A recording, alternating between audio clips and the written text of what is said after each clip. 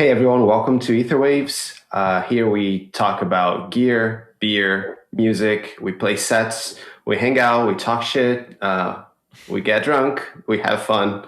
My name is Igor. And I'm Phil. I'm Teddy, and I have one of my best friends in the whole wide world here with us, and an amazing musician and inspiration. So happy to welcome you to the show, Danny Kulasik. Thank you for that very kind introduction, Teddy. It's a joy to be here hanging out with you guys. I'm excited to make some sounds and, get my drink on. What are you sipping on there? That's a nice looking little glass you got there. Well, while we're in the spirit of introductions here, this is Boo. Oh, Boo. Through all of my endeavors. Sometimes whether I like it or not. Sometimes I play bass in front of her because she won't get off of my lap and this and that. But she says, "What's up?"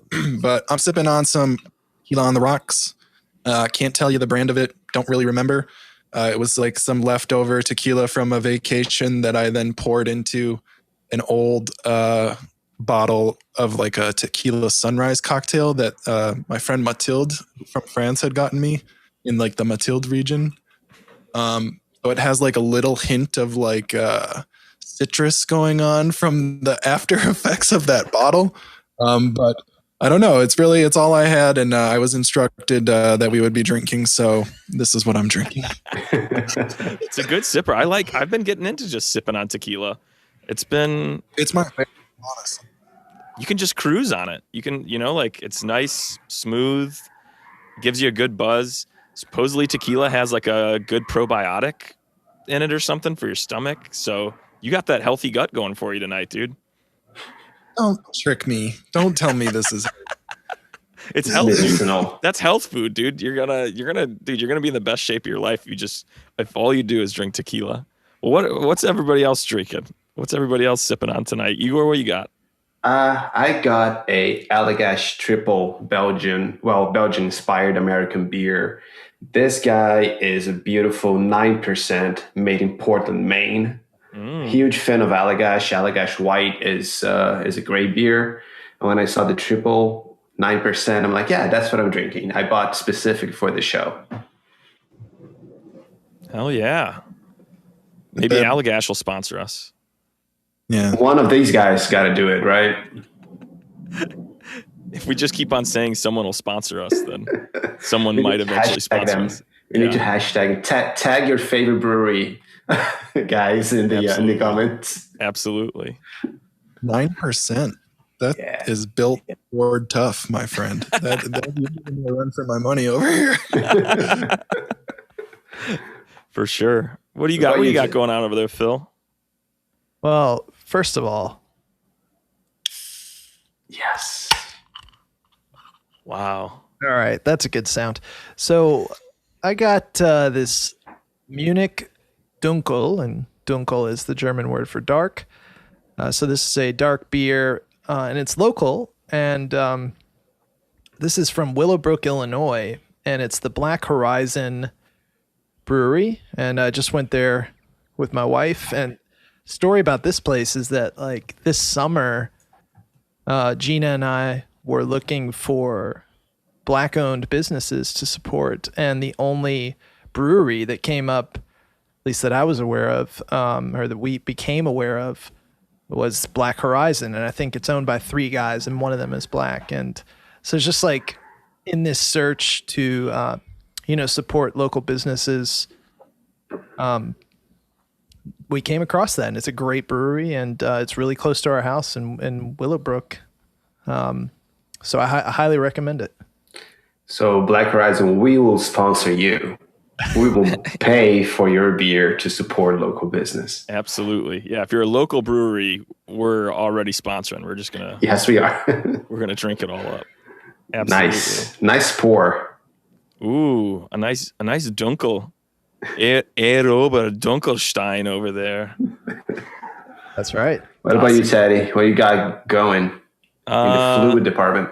In the fluid department, in the liquids, department, I am drinking our number one sponsor, Pipeworks. tonight. Yes. They're not really our sponsor. I dream of them sponsoring me for something at some point in my life. But this is the Pipeworks Cold Toddy. So not a hot toddy, but a cold toddy. It is an ale brewed with honey, lemon, cinnamon, nutmeg, black tea, and then it has a blend of barrel-aged ale in it as well. And we're maxing out at 11% right now. Ooh. Beat me to the punch. This is a tall boy of wine, essentially, that I will be sipping on tonight. And I hope it gives me some liquid courage to party with my boys, have some fun with my friends. Is that the highest percentage of alcohol content in beer that we've had on the show so far? Maybe. An 11% beer, maybe it might max out. I mean, I know we've had wine on here. We got tequila on here tonight. I think we've gone stiffer than 11%. But as far as a beer, it might be the stiffest beer. Nice. So good stuff. Yeah, it'll be a good sipper. Speaking of sipping on things and doing stuff slowly and casually. Has anybody been doing any slow listening? Any slow listening to anything that you've been enjoying in not in the liquid department, but in the ear department? Auditorial. The oral. Yeah. Well, I'll take this one first because it is Women's History Month, and I got this tape, and it's called Connected, and I think I got the second edition, so I'm not that cool, but this tape is a compilation, and it has a lot of artists that I like on it, some of whom who have been mentioned on this podcast, such as Helen Vogelsinger and Julia Bondar, who's the co-owner of Endorphins, which is a modular company. And there's Arushi Jain. She goes by Modular Princess on Instagram. And there are many others. And I think everyone on this compilation is a woman. And I think everyone on the label is a woman. So even the non-compilation releases are all female releases, which is great. Bondar just had... Oh, sorry. Go ahead, Phil. I was just going to say it's a great tape. Highly recommend it. Check it out. We'll put the link in the video description as always. So the name Bondar rang a bell because I think she was just highlighted on a YouTube channel, on Loopop's YouTube channel.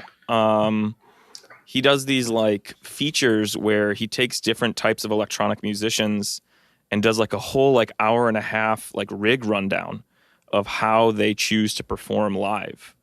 And so like he did a DAW-less breakdown of like how a guy would perform DAW-less and what his DAW-less setup is like. And then he did one where it was like computer based with like synthesizers that are all operated through Ableton, I think.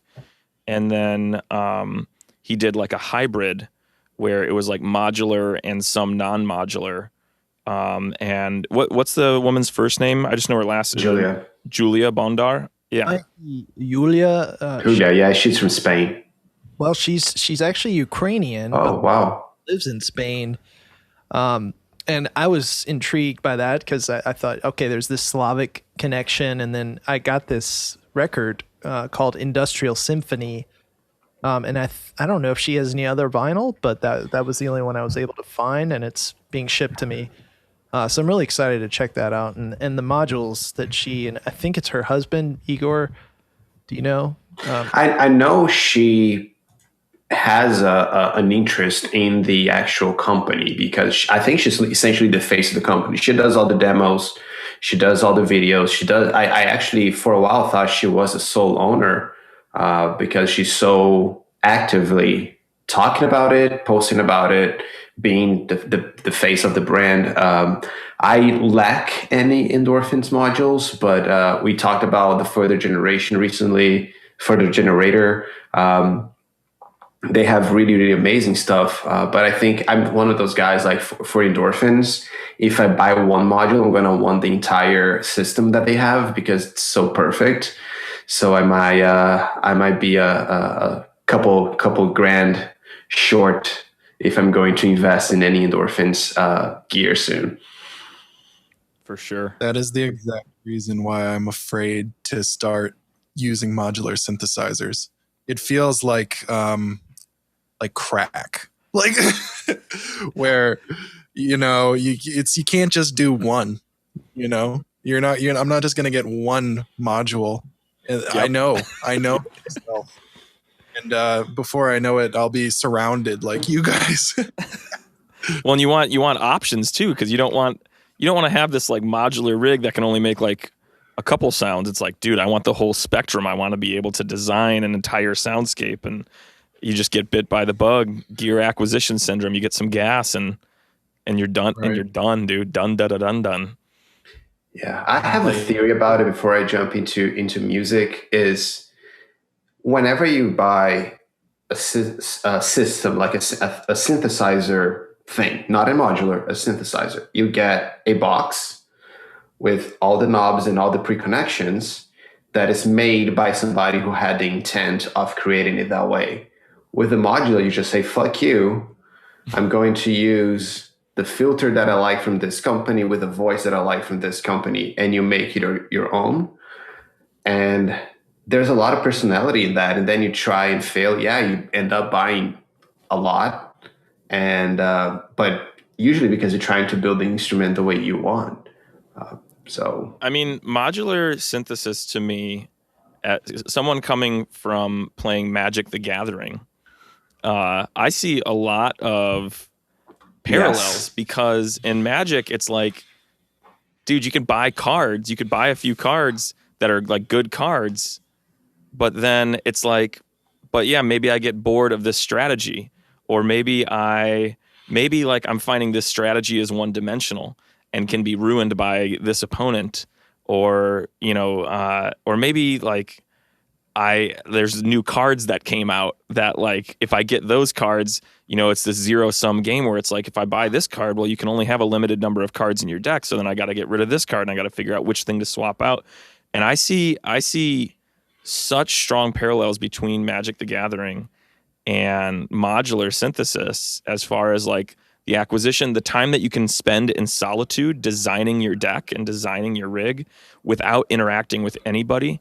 And then eventually with Magic, you go play with the deck against somebody else. And just like modular, you eventually kind of go play with somebody else or collaborate or show someone what you can do. But a lot of the joy can come from internal, like insular tinkering, and just hours of sitting and knob turning and like swapping this and connecting here and repatching this.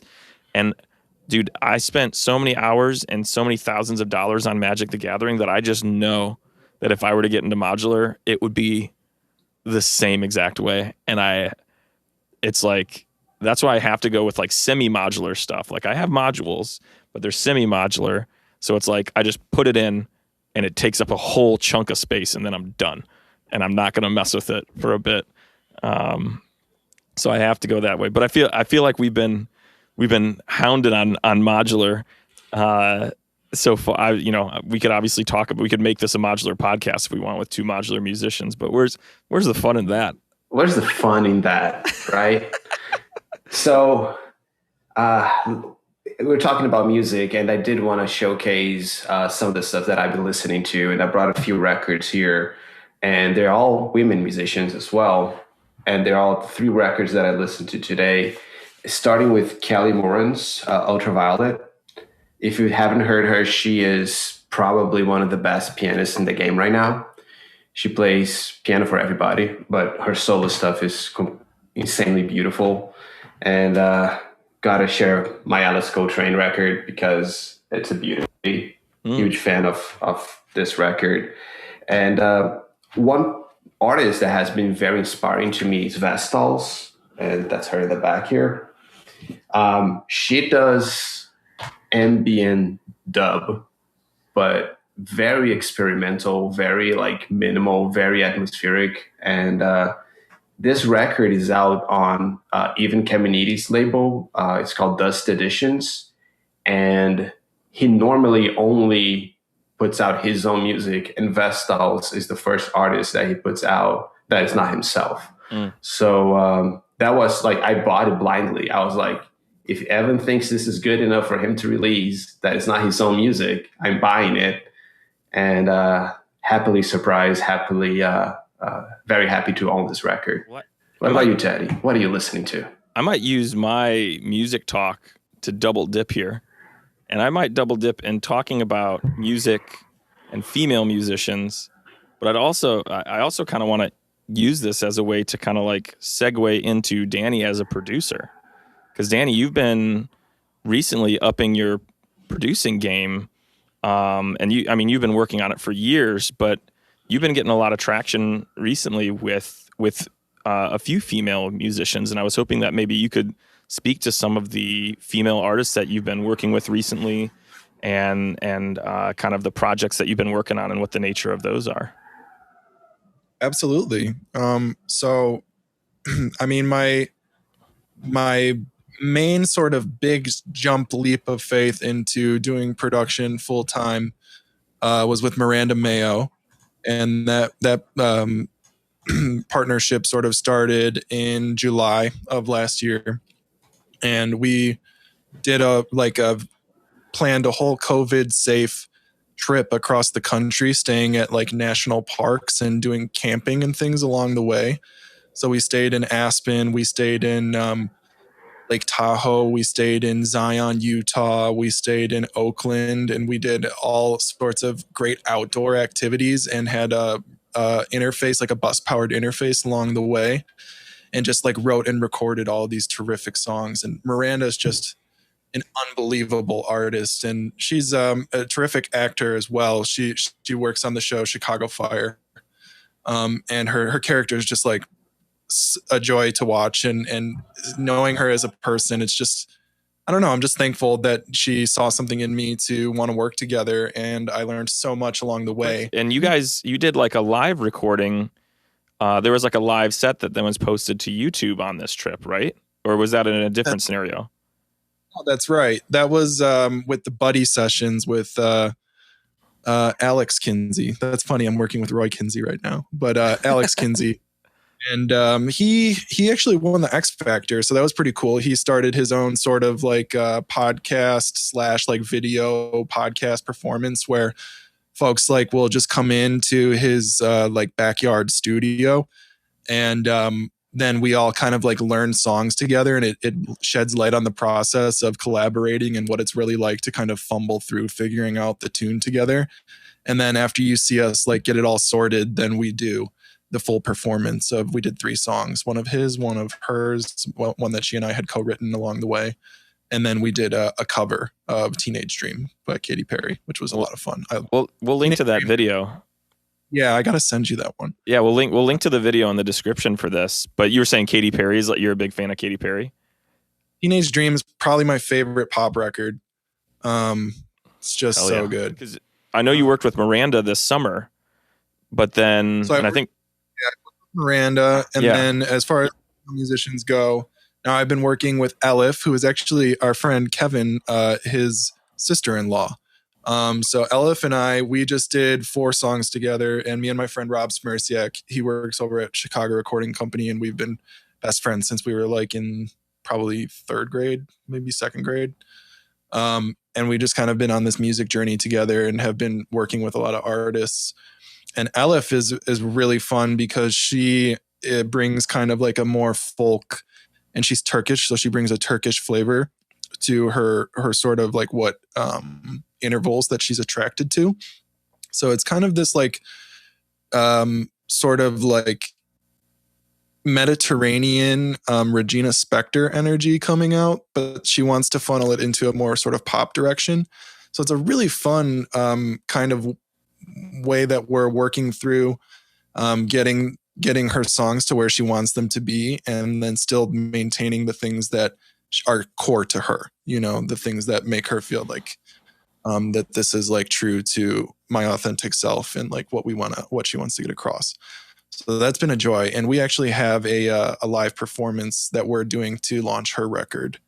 That's coming out on the 20th. So we're going to be doing that live stream on the 20th of March.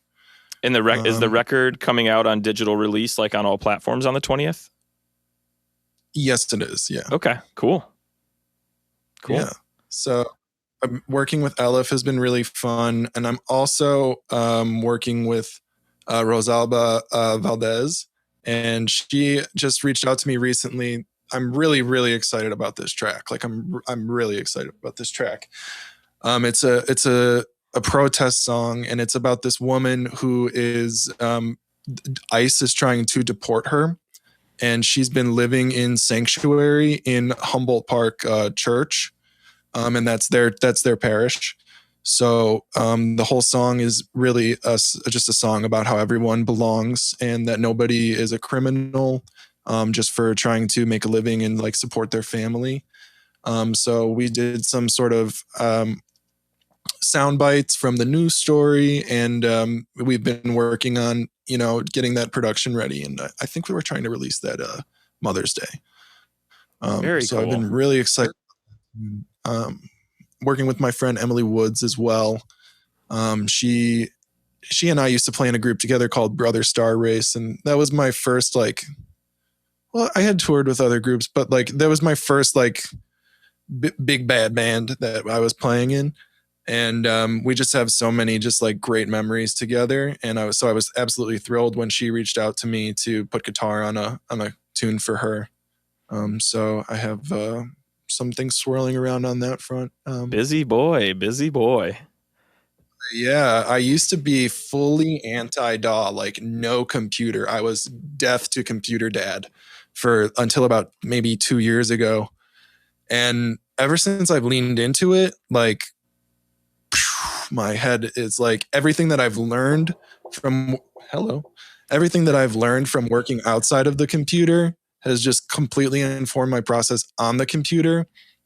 And well, for example, like as far as what I'm listening to right now, I've been really interested in Earth, Wind and Fire. Like I just can't get enough of Earth, Wind and Fire right now. It just makes me feel so good. It just makes me feel so positive. And they never use click tracks. And I just love how tight that groove is, but with no click. So what I've been trying to do is I'll use my digital delay here on my Yamaha Reface CP, and then I'll just like find a thing that feels like a cool sort of tempo, and then I'll use that as my click track. And so then that way it's a little looser. And then I'll play that and I'll make a sample. And then I'll run that into the computer, and then I'll find it so it's like a little hairy, it's a little in front or behind the beat. And then that way it's not quite so, this is a song that I made on the computer, So I'm just really kind of trying to take what I feel in Earth, Wind and Fire and try to bring that into electronic music.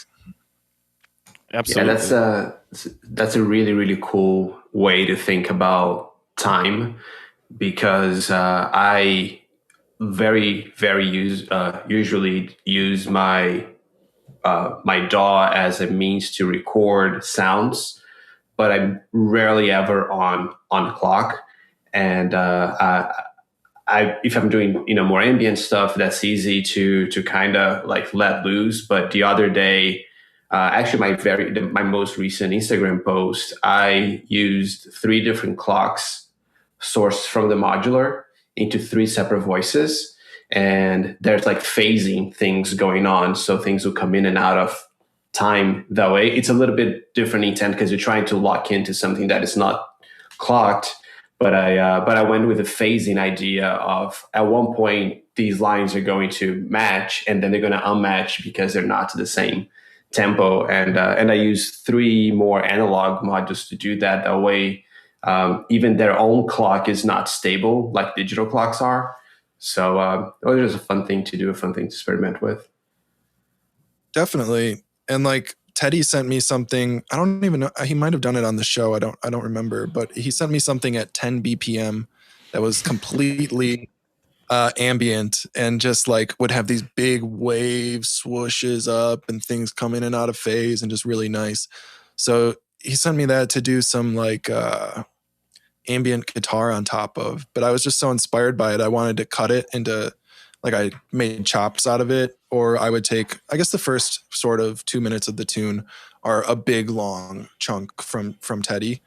And then I built an entire song around that using Teddy as the bed. So it has all of that organic push and pull and wave of everything, you know, that you guys can bring to the table a little bit better than me, just based on the skill sets. So I didn't lose any of that, and it just makes it so human. I love it so much. Ted, I gotta bounce that tune for you. I'd love to give it a listen. I mean, you're kind of diving in a little bit and kind of hinting at our kind of creative connection that we have here. And Danny and I have been collaborating. We've been in 2 musical projects that we've made music in. We were in 3. We were in one musical project for like a day, and then it ended because people were moving out of the city. But then Danny was in a band for a while called Chorale. That I was a huge fan of Chorale, and that was my first exposure to you, Danny, was like seeing you play guitar and kind of sing for Chorale. You didn't kind of sing for Chorale. You did sing for Chorale. That was my first like introduction. That was my first introduction to you. And there was a moment in time when you guys were looking for a drummer, and the band that Danny and I were going to kind of be in together had fizzled. And so Danny and our mutual friend, Mike Thomas, who's now in this band called Apostle, which they're doing great stuff down in Atlanta, really heavy. They just put out a new video, and it's amazing, which we'll link to in the description here. Their stuff is so good, and everybody should check out Apostle. But so Mike Thomas was kind of this mutual connection for Danny and I, and we linked up in Chorale and made some songs together, played some shows together. And then we kind of took a hiatus from our instruments, and this was kind of, Danny was there for kind of my introduction to electronic music, because Chorale ended because Mike was moving away, and Fade, the other band that Danny and I were supposed to be in, ended. And so Danny and I kind of unknowingly both kind of started venturing into like synthesizers and beat programming, and did our own kind of separate thing and went our separate ways musically for a bit, but both almost simultaneously stepped away from our core instruments that we were used to performing on. And we met up at a show at the Hideout here in Chicago. We saw this band called Das Body, brilliant synth pop band from Sweden. And we were like, yo, we should hang out and make music again. What are you doing? And he's like, I'm not touching my guitar. And I was like, interesting. I'm not touching my drum set. And I was like, well, what are you doing? And we were like, well, we're both doing like electronic style stuff. And I was like, well, I read about this thing called MIDI, and like, we might be able to like sync our things together and hang out. And he's like, sure, I'd give it a shot. And I was like, do you want to go out on my boat? Like, I have a kayak, and we could go out on the water on this kayak, and we could go up to Skokie Lagoons, like just north of Chicago. And we could go kayaking, get some inspiration out in nature, and then we can come back to my apartment and just kind of set up all of our gear and try this MIDI thing out and make some tunes. And that was kind of the birth of this thing that Danny and I now kind of not run, because it's just kind of this amorphous creative blob that exists in the world called Kayaks, the Kayaks Collective. And it's really just an experience-based creative project where it's like, anybody that wants to be a part of Kayaks, like, let's just go hang out and do something not musical and gain inspiration together and bond over that. And then let's record the interaction with that experience and make music from it. And Phil has been involved in a kayaks trip as well. And Igor soon will be involved in a kayaks trip, I'm sure. And we want, as COVID kind of dies out and more people get more vaccines and stuff like that, we'd love to just host more of those. But we have an album coming out, and I don't want to keep rambling on and on because I know I've been talking for a bit, but I'm just so stoked that Danny's here. Well, Teddy, please. You saw the band Das Body, and I was looking at their Bandcamp page, and it has a really interesting description. It says, Das Body saunter within an immutable space that isn't quite hope, and isn't quite nothingness, where feeling alien is the comfortable norm, even if the cause isn't quite clear. Now, I've never heard this band, but how was the show? It was an amazing show. I found it to be very positive synthesizer pop with an extreme live presence. Their front woman was absolutely outstanding. Her vocals were out of this world and her energy was through the roof. I found it to be not really touching on the themes of hopelessness or nothingness. But you know, maybe they read "Thus Spoke Zarathustra" one too many times, and I don't know. By the way, they are Norwegian. Okay. But I also want to give a shout out to the Hideout. Like, you just reminded me, like, what a great venue. Like, that's definitely, like, if shows get up and running again and live performances, that's on the top of my list for venues I love. I've never been. Oh, Igor. It's one of my very favorites. I trust their talent buyer. I think they got a new talent buyer, but I am in the habit of just going there alone. Or at least I was while they were still doing stuff. But my favorite thing to do when I have nothing to do is to just go to the Hideout and trust that they're going to have cool people there. And they always do. And the beer is cheap and cold and the people are fun. And there's always a nice place to sit and have a cigarette with a stranger. Yeah, that's that and Constellations are two places that, like, when I moved to Chicago, man, those are the places. And then I was here for 7 months and everything shut down. So,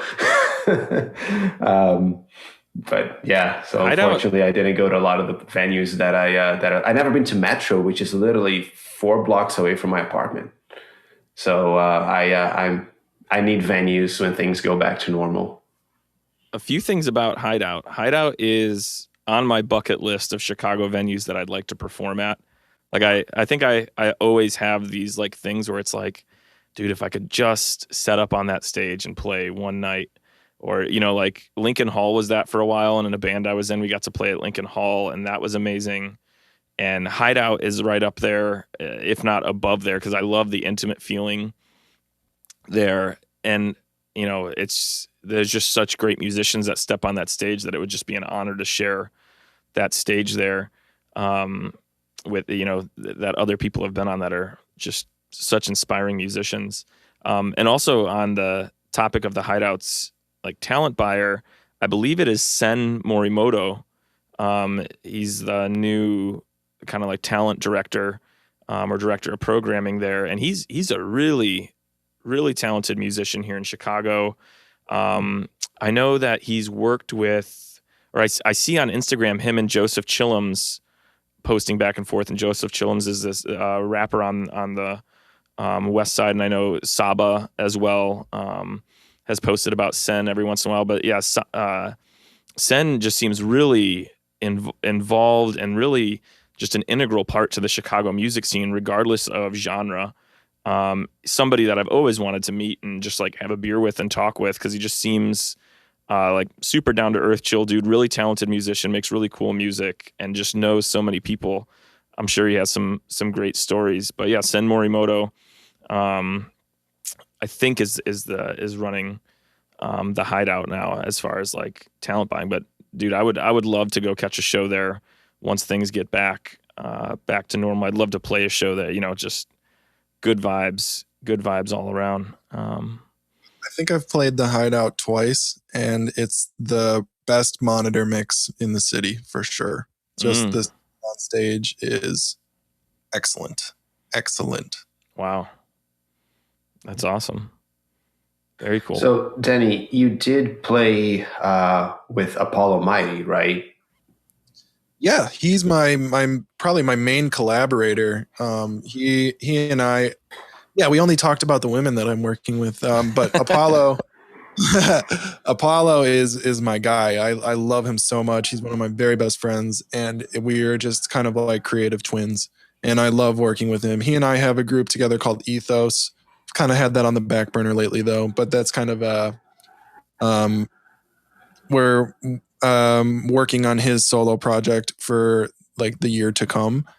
And we have this tune that we're working on right now called Smile. And I can't say much more else about it. Mm. My ASMR channel. This is Daniel. And I'm working with Apollo Almighty on this song that I'm really stoked on. Actually, Rob is upstairs. My buddy Rob, he's mixing it right now.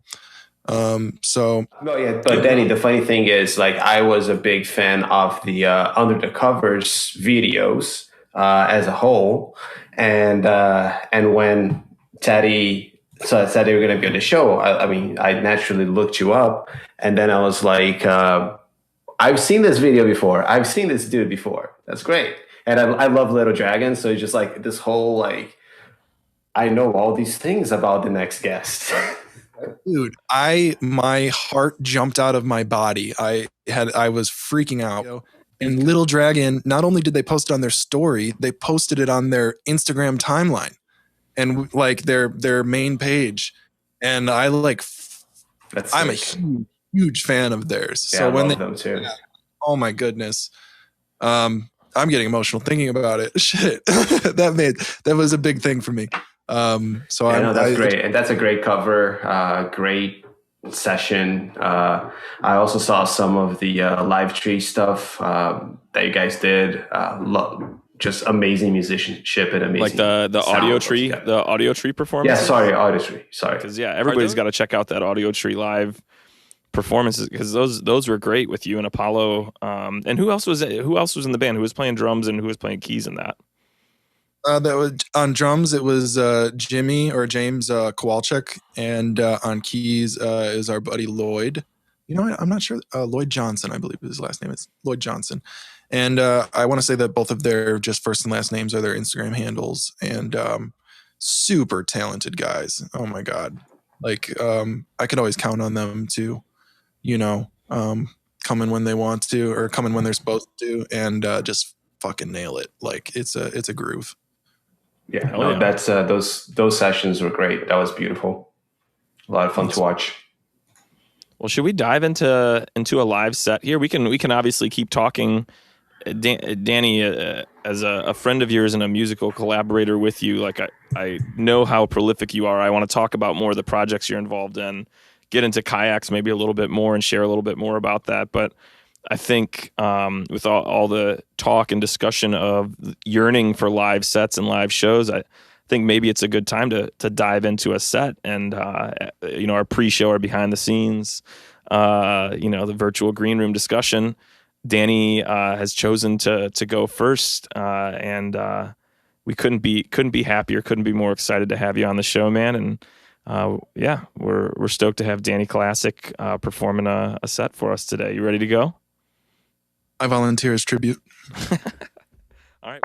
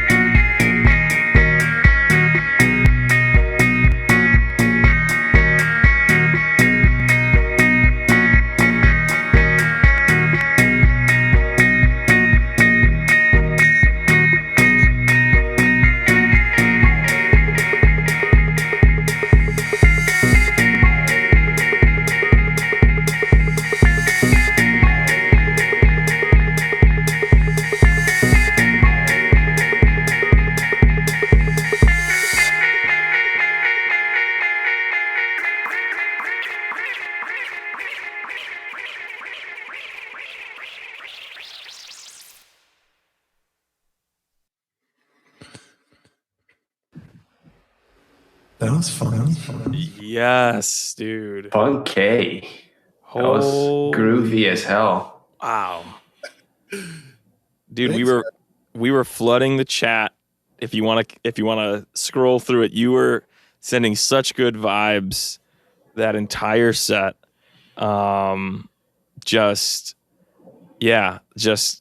nothing but love for that, man. That was such a groove. Like it made me yearn. Like, weather is starting to get a little nicer here in Chicago, and it just made me want to be outside. It made me think about like Chicago street festivals and just like beer in hand with everybody like around, and just kind of like hearing some like dope music on a big stage, and just kind of like drinking and eating and catching up with people and grooving in a Chicago summer. That music was a Chicago summer for me. It felt so good. So like my friend Manny Muscles and our other friend Matt Boy White, they're two DJs that like spin at like the top clubs in the city and shit. And they came on my old podcast, The Gear Hunter, which is now defunct, but it was a joy to do. And they taught me all about like different DJing techniques and stuff. And like some people let the shit play long. Sometimes it's about the journey. Then there's like hot mix DJs that just pick the best part and then keep it moving. So I was like, well, shit, like what if I did that? But I just played everything, and it was like a collage of songs that like I put together that felt like a DJ mix, but it's like all on my XR20 and I'm like singing and shit. Yeah, and you totally like kept it moving in this really great way, and it never got boring. And wow, yeah, like totally this outdoor vibe, partying but feeling good, like all around. Like that was badass, Danny. Thank you. Thank you. I'm so glad you guys dug it. Fuck yeah, dude. So good. It was awesome. So great. And also, cheers to Cats on Laps. Oh, yeah, dude. You guys see Boo make a run for the keyboard? Dude, I typed something in the chat while you were playing. I was like, cats on laps equal beats that slaps. And Igor was like, we need to put that shit on a shirt. That's a fucking bumper sticker. Right That's there. right, dude. It's like how you know that you're a producer and also a cat owner. Yes. Is like you make dope beats while your cat sits on your lap. 100. Absolutely, man.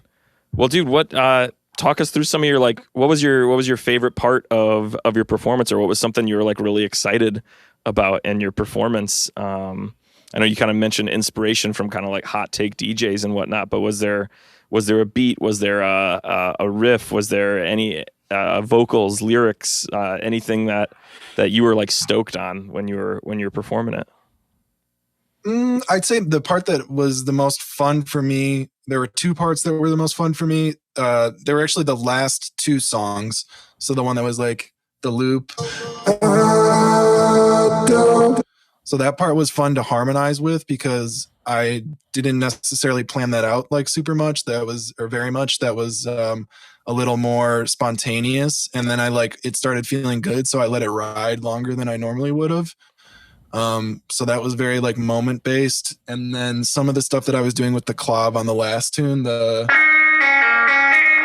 was very sort of improvisational too. And that line that is the one that I find to be the most corny, but like in the best way. The one that like makes me feel like when I wrote it, I was like, man, this is bordering on like straight up whack, but like that means that it's good. I think if it's polarizing, that like it's like you're like, damn, I can't help but groove to this, but like this sounds like I don't even know. But so just like leaning into that and like really like grooving on that, I was like, damn, okay, this is something that I felt like mildly self-conscious about, but I can't deny that like it feels good to play. Hell yeah, man. What was that reverb? Like that was some raunchy reverb, and I noticed you doing some tweaking just now. But what do you use in terms of like reverb on this piece? So each unit has its own built-in reverb, but as far as the keys go, this is the Yamaha Reface CP, and it's their Tyne emulation unit. So it has 2 different Rhodes, a Wurlitzer, a clavinet, a toy piano, and their CP, which is like their sort of pure piano sound from the 80s. And on there, it has built-in units, effects units, patches, and there's the wah, which I left on the whole time. Trem, the trem, and it's stereo out. The trem on this thing is fucking unreal. I love the trem on this thing. I just didn't have any long, real chords for it, with the exception of that middle tune, but I wanted the wah. You kind of have to pick either or on trem or wah. And then there's a chorus and a phaser in the middle there. Those are actually pretty dope as well. The phaser I prefer over the chorus on this unit. And then there's a digital delay and an analog delay. And also their built-in reverb, which is super wet.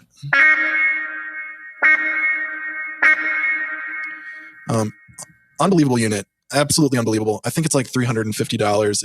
If anybody's looking for Tyne emulation and you want something that's on the go and has 3 octaves, then this is the unit for you. But don't lose the MIDI connector. Yeah, that's true. Their MIDI connector is one of those micro MIDI splitter to main, like 2 full-size MIDIs, and I left it in a studio, and I miss it. Dude, they're nearly impossible to get a hold of online. I remember you and I went down like a bit of a rabbit hole after Zooming one day, and it was like we were talking about MIDI syncing the Yamaha reface to the Noodler that I use, and I was like, dude, we could just control that, and you could like with the Noodler, and you were like, yeah, but the MIDI cable is like nearly impossible to find. And I was like, I'll find it. And I went down this like rabbit hole online. No, it's not that easy to find. Like you can maybe find one for like $70 used on fucking like Reverb or some shit that someone just knows that they're not being manufactured anymore. Yamaha, make more of those cables, please. That's cruel. It's truly cruel. Yeah. I've been very, very, very close of buying that CP reface because I wanted a decent piano sound to take with me instead of taking a giant of 88 keys. I actually ended up using the budget that I had for it to get the Criterion Guitar Organelle that has its own piano patch made of piano samples. And that's what I took. It was like this big. So that's what I ended up getting.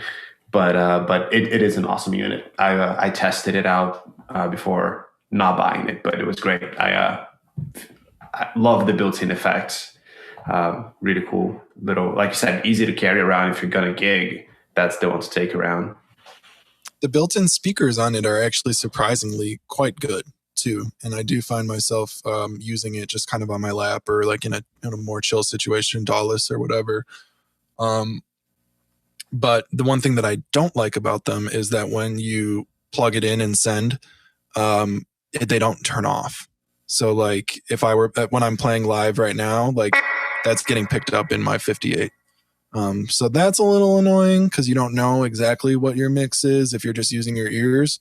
But it's something I'm willing to trade off for $350. Like, come on. You used that on quite a few of the Kayaks recordings, right? On all of them almost, right? Yeah, definitely. The ones that it shines most on, I really enjoy it in Memphis and Memphis 2.0. Yeah. And yeah, those are 2 songs on the EP that's coming out called Skokie. I think they also come up on there's a song called Wildflowers, and I think it comes out on that as well. Might shine on a song on EP2 Lagoons called Wallace. But yeah, the tones on that just lend themselves to collaborating so well because they are this kind of like glue, this backbone that it's like every song could use a little reface in it if you know how to use it properly. And when you and I were kind of writing some of those Kayak songs, I remember you showed up with when we were like first starting to kind of write some of the tunes, and I didn't know what it was or anything like that. But the second you started playing it on some of those songs, because all the kayak songs were essentially like a single take. Like we did a single take on every song. It was all performed live, recorded in like a 2-track recording. Danny was like on one input on a really tiny interface. It was like a USB, like a little Behringer interface that had 2 inputs, and I was the other one. And we were both just mono going in there, and we just did like single takes on everything and recorded everything live on there pretty much on both albums. And the Yamaha, just every time it shined, I remember like while we were performing it live, I just like stepped back from my rig for a second, and I was like, oh, that's exactly where this needed to go. And it was just kind of this like wonderful, this like happy experiment that or happy accident that happened. From my perspective, it was probably very intentional from yours, Danny, but it was always welcome to hear the Yamaha on those tracks. Teddy, I think, speaking of kayaks, how about kayak number 2? Do some sounds here with us. The kayak.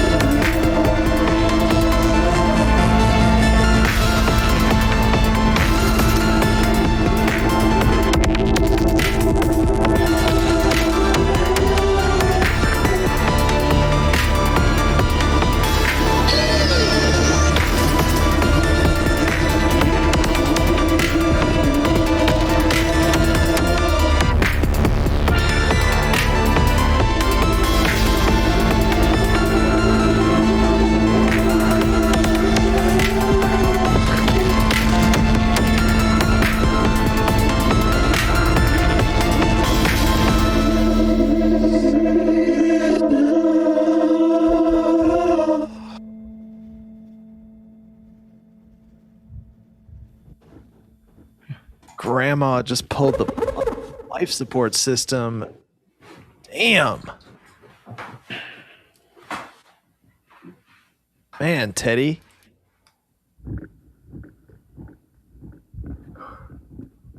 I mean, you just slew the dragon. Hello. You slew the dragon. I don't even know what to say. We're going. Teddy, I see that you're back, but I'm not yet. I need a moment. I need to catch my breath. I need to kind of go back to my regular speed because that just took me to a place that I don't want to leave. Actually, I'm happy there. I wasn't happy at the beginning because the mood was dark mood, but once that boss came out and we fought the boss and we cut his throat and there was like pixel blood all over the place, and I was like, now this is a happy place. The princess is mine. She's not in the castle. She's here, and I'm not leaving this place. So. Damn, dude. I love Pixel Blood. Pixel Blood is such a fucking dope like band name. I'll name that song Pixel Blood. Fuck yeah. That's the only song with a title on our SoundCloud. It's Daddy Pixel Blood. Shit. Okay. Well, I was reacting in a similar fashion. Fuck, losing my fucking mind. In the chat, I was saying it felt like the surface of a comet because it felt like ice and cold, but in motion and hot at the same time. This visual of like video game fighting. Maybe the comet is the map and they're fighting as it's, racing towards some collision point. Who the fuck knows? But I was on that comet. That's what I know, is I lived there a few minutes. And you set that fucker in motion. So I was just floored. Holy shit. Was I a Comet captain? Was I the captain of the USS Comet? Fuck yeah. Fuck yeah. Fuck yeah, dude. Well, thank you for that. Yeah, I appreciate that. I'm glad it did a thing. Yeah, and I don't know if this is serious or joking or what this is, but like the video game boss motif that we've been talking about here, like you were leading a team of people into an epic battle at the end, but I don't know, there was like this, it was heavy. It was really heavy, but also you slew the dragon, as I said. You were in control, confident, and you just tore it up. And then I loved how you ended. It was like you were at a party, you owned the party, and then like just ripped the tablecloth out and walked out with like one more chip in hand and just ate that chip as you walked. Like, yeah, fuck it. Yeah, that was good, but I'm out. See ya.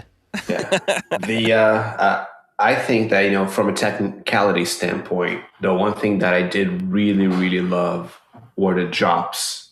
You would bring in like an arpeggio or like a melody that would rise up and then that would drop and the beat comes in heavy. Like that works. That works so well for what you're doing. It sounded really good. And I think the one other thing that I really liked, I think you were navigating towards like similar territories, similar chords, but there was like a huge chord change at one point. And that chord change put us in another mood, but we're still in the same comment, still in the same level. But it was a moment that would always just like, wait, what? That change was great. It was a dance between, for the whole set, it was pretty much a dance between, I'm in A minor at 140 BPM, and it was a dance between A minor and it was like a sixth chord, and then I would go to D, and then the chord change you're talking about is when I jumped to C. That so works. it was like A, D, A, D, A, D, A, D, A, D, A, D, and then it was like boom, C towards the end, just to kind of add some dirt.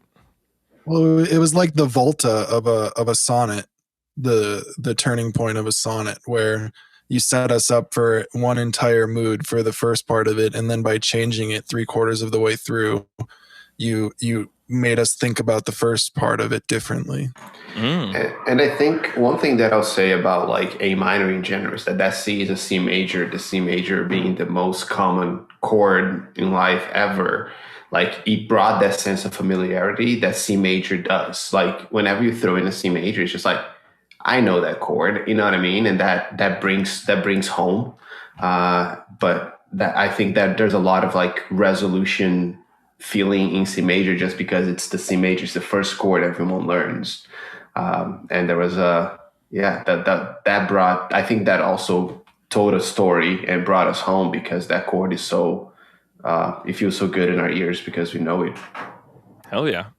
I know nothing about music theory, and that sounds good to me. You know the C major though. Oh, I'm sure. Oh, I'm sure I've heard it. If someone played a C major for me, I don't know if I'd be able to like, oh, C major. I don't think I would recognize it by ear, but I'm sure I would like it. But if someone went G C major, you would know it. I feel like when I learned guitar, those like some of the first guitar chords you learn. Like I feel like it was like G, C, like A minor, and like E. Yeah, I feel like those are like those like when your dad gives you an acoustic guitar and you're like, I'm gonna play guitar, and you like pick it up and you're like, I know like these 4 chords that like 70% of songs are made out of, but then you're just not good enough to do. That's a good way to learn 70% of the songs ever. Yeah, absolutely. For the claps, we claps. Oh, we're really enjoying those. Dude, those I was trying to place it. Were they doubled every other, or what was happening with the clap snare situation? Let's see. So the clap snare situation, let me see if I can mute some things and isolate that. Okay. That's like a filtered way. That's so every drum sound you heard is using the TR-8S's update. This came out, this is like old news to anybody that's into TR-8S, but like I got the update for it. It's like version 2.0, and it put an FM synthesis engine into the TR-8S. And so I decided to program my entire beat using FM drums. So every song that you heard, or every drum sound that you heard, like this kick drum, listen to this kick drum. This thing's insane here.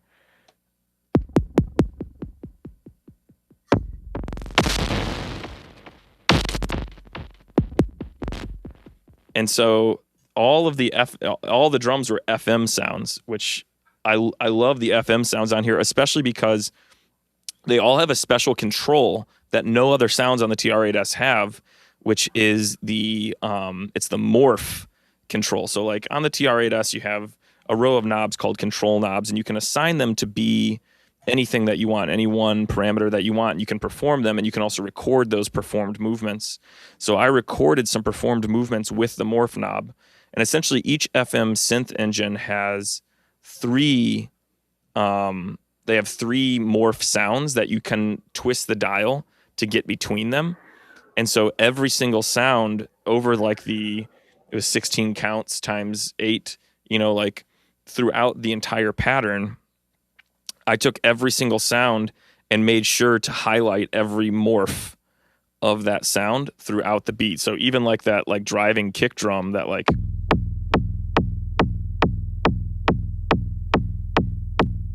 that's an FM drum.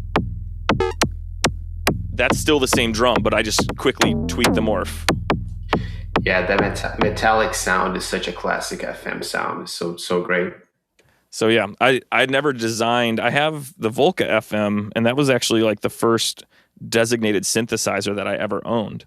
Was just like I had the K oscillator pad, but then as far as like something that's just a synthesizer, I got the Volca FM like 2 years ago, and that was my first introduction to FM synthesis. And then TR-8S came out with their update, and I updated it, and it was like, oh, you have like FM drums and FM tones. And I was like, FM drums? Like, what the hell? And I haven't used them in anything yet. And so I was like, well, I don't know what I'm doing tonight, so I'm just going to make an entire beat out of FM drums, and I'm just going to like tweak the hell out of the morphs and automate the morph tweaks so that it sounds like there's like 40 different drum sounds in here, even though it's just 11. So that was kind of the idea with the beat. Yeah. Well done. You sounded great. Great. Thank you. Do we want to hear more music, or are we done for the night? Out of here. Yeah, the sun is setting. We should go back now. I still want to hear Phil though. Like I don't want to play, but I do want to hear Phil. Well, then let's hear Phil. Hear Phil. Yeah, let's do it. We all love Phil. Let's hear Phil. All right.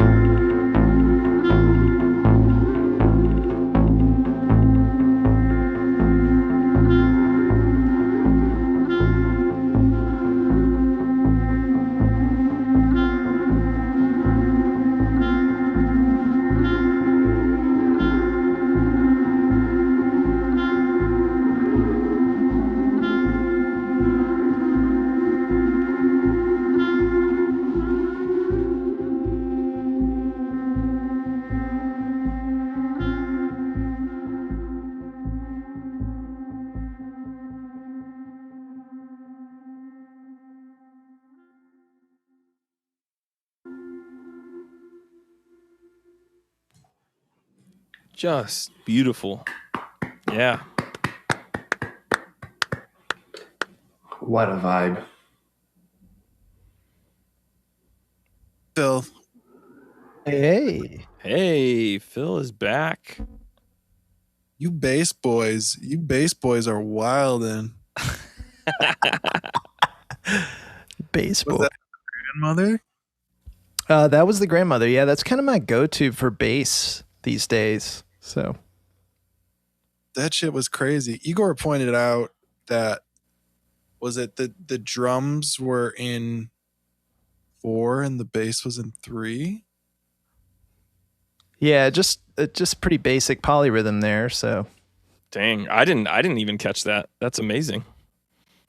I was just It vibing. was sick. Yeah, it was sick. I love that. I love that bass feel. Doo-doo-doo, doo-doo-doo, doo-doo-doo. And that snare hit on the 4. Everything just worked great for me.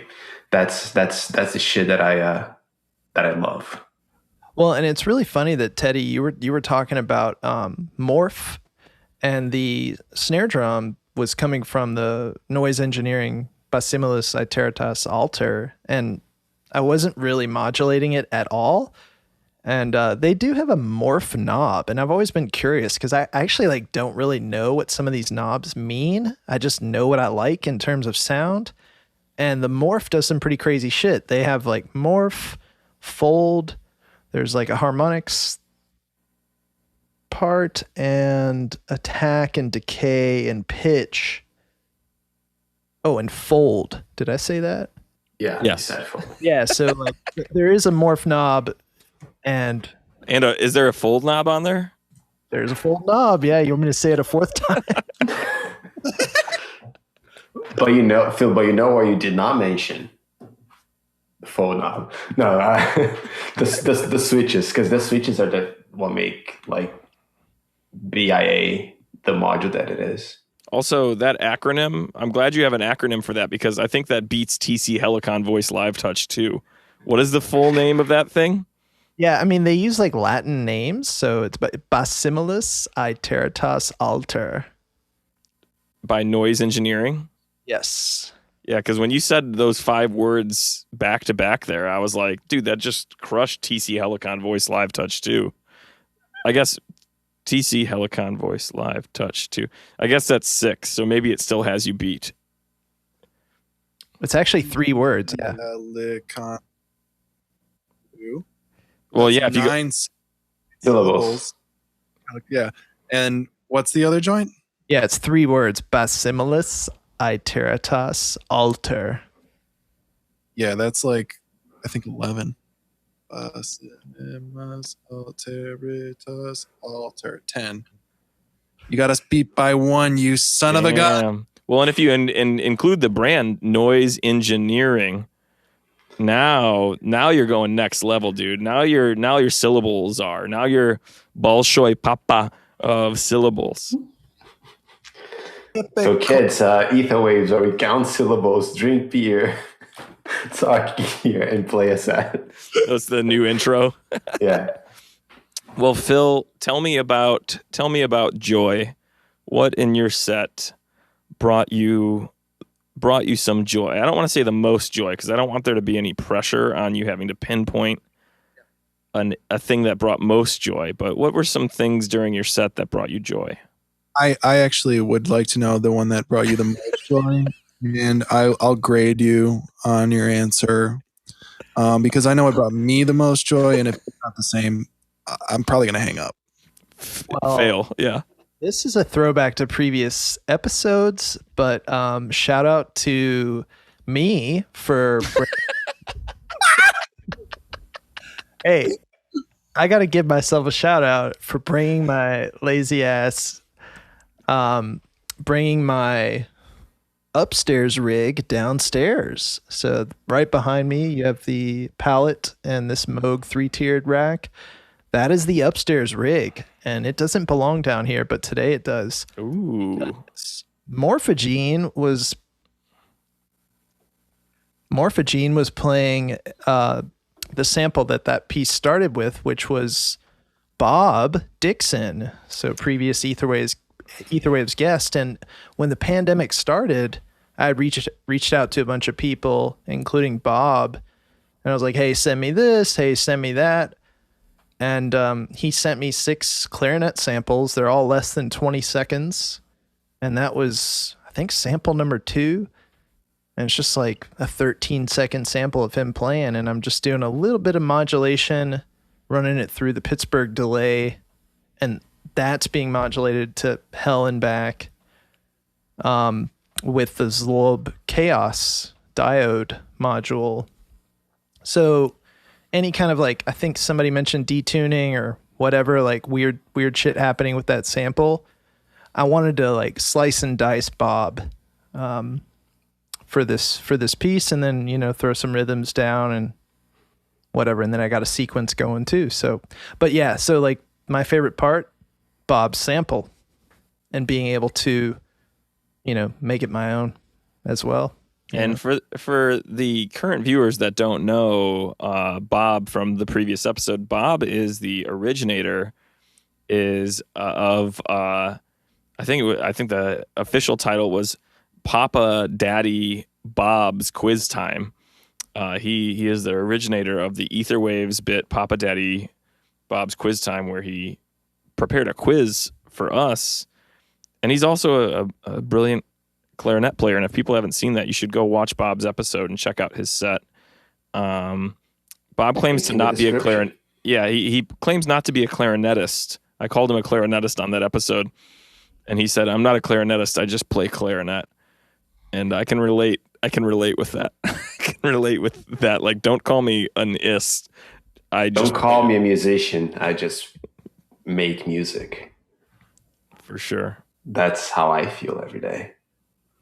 Bill, I really liked what you did with the sample, though, because all of that modulation and I'm not sure if you said delay and stuff gave it this like Egyptian symphony, like Kulthum. I'm not sure if you're familiar with the artist Kulthum, but the thing that I really love about like Middle Eastern like symphony is that so much of it is played in unison, and it's just relying on different timbres to give it all like its character. You know, it's just like they just pick like a sick ass melody and just ride that home.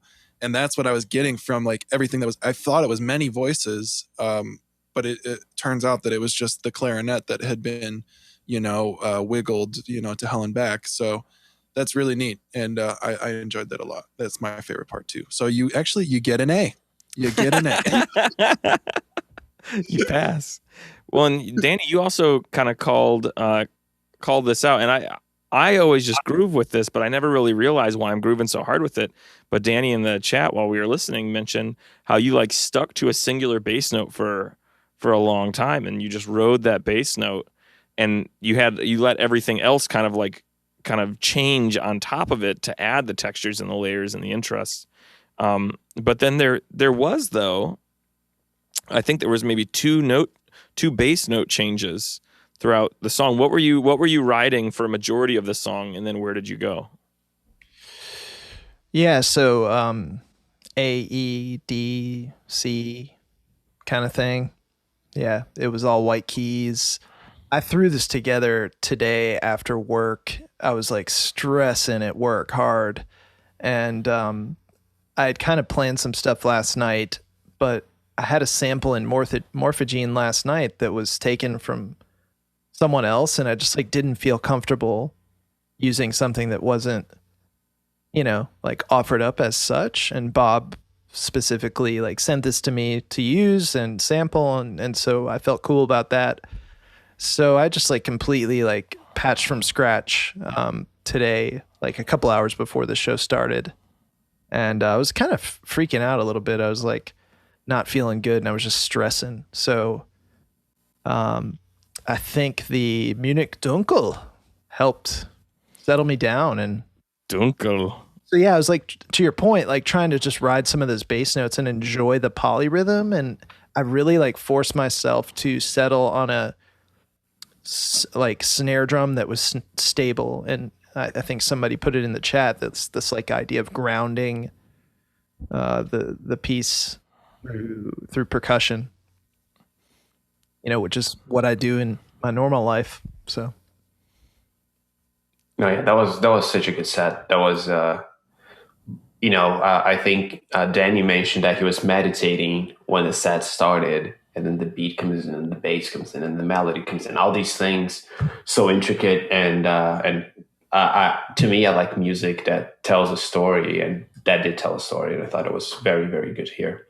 I'd like to read an excerpt from Kurt Vonnegut's book, A Man Without a Country, that I thought about while you were performing that. And the excerpt, it's this little blue bit right here. Oh, a lion hunter in the jungle dark, and a sleeping drunkard up in Central Park, and a Chinese dentist and a British queen all fit together in the same machine. Nice. Such very different people in the same device. Dude, I don't know why. Oh, there's Rob. Yes. Hey, Rob. Yes, Rob, get up to that microphone, dude. This is Rob Smerciak, dude. What's up? What's going on? Why don't you grab that stool, Bob? Just deep in the middle of a mix here. I thought I'd stop by and say hello. Hell yeah. Hey, how's it going? Good. Nice to meet you. Yeah, nice to meet you. Good to see you guys. Igor. Nice. Yeah. Dude, this is a first, a dual person on a screen and Etherwaves, and I love that it's Danny and Rob. For anybody that has not interacted with this duo, you need to interact with this duo. Producer, engineer. But Bob, we got to have you on and have your own episode. Bob is a producer in his own right as well, and a really talented musician, also a contributor to the kind of Kayaks Collective creative group with Danny and Phil and I and Josh Wentz, who was on earlier, multiple others. But yeah, dude, Rob, so good to see you, man.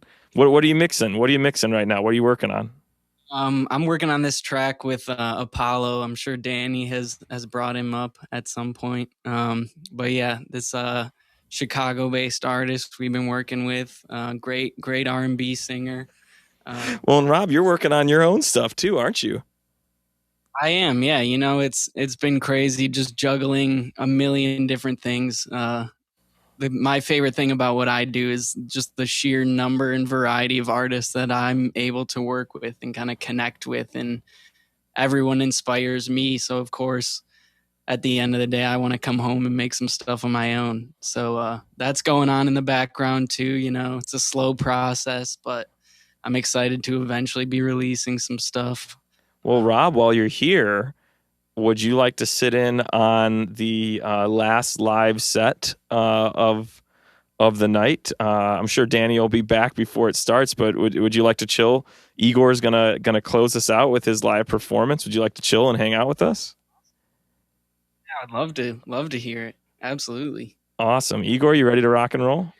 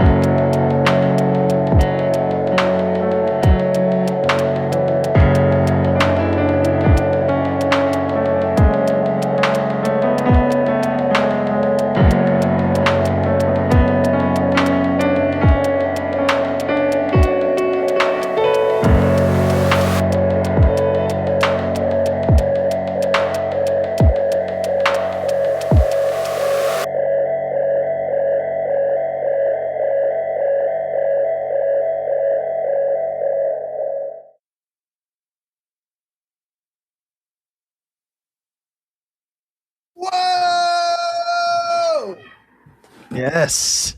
Sorry for the missed notes. No, shush. I even saw you playing some black keys on that. Wow, amazing. A couple of them. Fuck yeah, dude. Igor bringing the fucking heat, dude. Hip hop producer Igor Imbu in the house, dude. He's got a new mixtape coming out 2022, dude. Yes. All that is happening. What was that, Danny? What's up? That out of character for you, that style? Because Oh, completely. I was floored. I truly enjoyed that. Very, very nice. Igor, you said you're like, I'm just gonna do some like piano loops tonight. So here and you start off just doing kind of like, noodling on the piano, playing some chords, laying down this, and I was like, oh, okay, I can get into it. It was kind of like Laraji-esque. It made me think of Laraji a little bit, and kind of just like his piano with echoey, and you had some like kind of reverse reverbs happening on there at times, right? Like, yeah, really reverse delay. Yeah, reverse delay. Yeah, really beautiful stuff. And I was like closing my eyes, ready to just like chill, and I was like, oh, here's an alternate form of Igor's kind of ambient soundscape that he creates. And then there was this like shh, and at first I was like, oh man, is my Zoom like messing up? Like, what is that like? And it was just like shh, and then there was like boom, ka, boom, and I was like, oh shit, like Igor is coming in with like a very like straightforward, heavy like beat that you're just not like playing some like simple piano. Like, dude, you're like composing this like this song. You're composing a song live, and it was really, really cool. Really cool to watch. Yeah. Cool. Yeah. Little story about the set. And the first thing that I wanted to do is, because I didn't have a lot of time to prepare for anything, I was like, you know what? I want to show like what is me sitting for like 5 to 10 minutes in my studio, what I do. Like I just mess around in a key, play some piano, throw some effects on it, and usually record that. That's me in the studio. Fun fact, this song was in F sharp minor. Therefore, I went to Phil and I said, my set tonight is made for you. And he's like, oh, are you going to throw some hi-hats? And I was like, I guess I have to now, right? So that's how the beat came in a little bit later, but it was supposed to be just piano. For anybody not familiar with Phil's affinity for F sharp minor, he's truly an inspiration to anyone searching for a key and a scale to perform in, because Phil loves F sharp minor and has clearly inspired hundreds, if not thousands, to perform an F sharp minor due to his affinity for the chord progression. But I'm going to say it's like there's a lot of comfort in hitting that first black key. There's enough room between the D sharp and the F sharp, and that like it's just comfortable on the thumb, I guess. If you're going to go for the black keys, just go for the F sharp. So yeah. Phil, since it was an F sharp minor, I'm curious, thoughts, takeaways, questions. What as the F sharp minor person on the podcast, how did Igor do in the key? How did he do? Well, I mean, I was won over, and I put this in the chat, by your left hand work at the end. You were just like slamming that note at the end, and you were repeating that. I don't know, you did it several times, and I just kept coming back to that boom, that heaviness of the left hand, and I really loved that. And then, you of course like closed it out with that feedbacky thing, and I do want to know what that was. But yeah, that left hand just did it for me. I love watching people when they play piano, and like, are they being lazy with their left hand? But like, no, you were like hammering with the left hand. So that was awesome. I got a strong lefty, man. That's no, yeah, it was fun. That was I just lacked bass. I didn't prepare a whole lot, so I lacked bass. I would usually throw my like regular like STO subs doing the notes and the progression. I didn't do that, so I had to compensate with some very low notes on the piano. And you mentioned the feedback and the delay, but that just like F sharp or whatever note it is, just like that low end when it gets reversed, like it just sounds so big and mean, and I love it. And contrasting that with like some A majors and some D majors, because it's all in the scale. Like it's heavy on the low end, but pretty on the high end. Like I love, or the high mids. I really love that contrast, and I just had fun with it, I guess. Dude, what a great episode! Episode 8, Etherwaves. Yeah, cheers everybody. Bing bing bong bong bong bong. Chink chink, clink clink. So good seeing you, Danny. Rob, so good seeing you.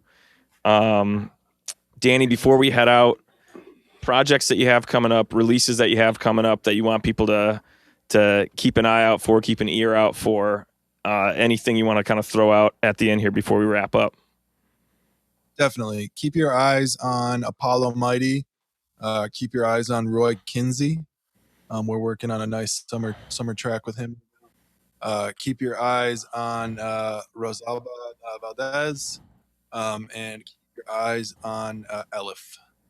And got all kinds of wonderful things coming. Also, keep your eyes peeled for Miranda Mayo, and keep your eyes peeled for fucking kayaks, because that's about to happen. We're finally releasing music, and I'm really excited. So that's what's going down in my life, and we're gonna be cooking tonight, and maybe we make the next hit in the tonight. Who knows? Hell yeah, that's how it happens sometimes. Well, for people watching and listening, thanks so much for tuning in and hanging out with us, and our special guests, Danny Kulasik, and our other special guest, Rob Smirsiak, for joining us at the tail end here. First ever, for those of you watching this live, this is the first ever premiere of a dual person on a singular screen, and we couldn't be happier with this duo. If you guys got questions, hit us up at etherwavespod. EtherwavesPod or EtherwavesPodcast at gmail.com. Which one is it? I always forget. Podcast. That's what it is. EtherwavesPodcast at gmail.com. Hit us up there. Go follow Danny on Instagram. We'll link to everything of his on in the description below. And if you got music coming out, send it our way. We'd love to give it a listen and talk about it on the show. If you want to be on the show, we're starting to look into guests for season 2, which is probably going to happen in like May or June. So if you're interested in being on the show and hanging with us and performing, hit us up. We're open to all types of music. Anybody can be on. Just shoot us an email or hit us up on Instagram. And thanks for tuning in, everybody. Thank you. Great hanging out with you guys. Yeah, thanks, guys.